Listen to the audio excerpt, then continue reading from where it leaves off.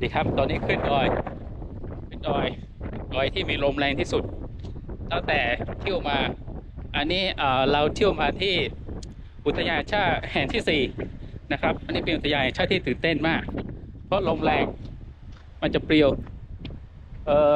เดี๋ยวกำลังเดี๋ยวขึ้นไปให้ดูนะเดี๋ยวถ่ายวิดีโอถ่ายคลิปให้ดูขึ้นไปครับขึ้นไป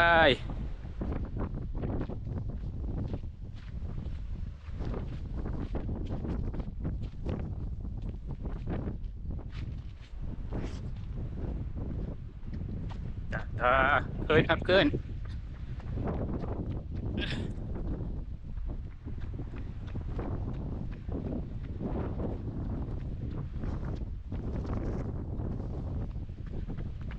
โอเค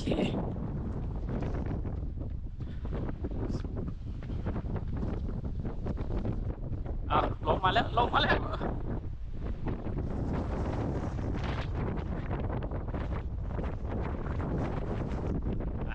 รอบ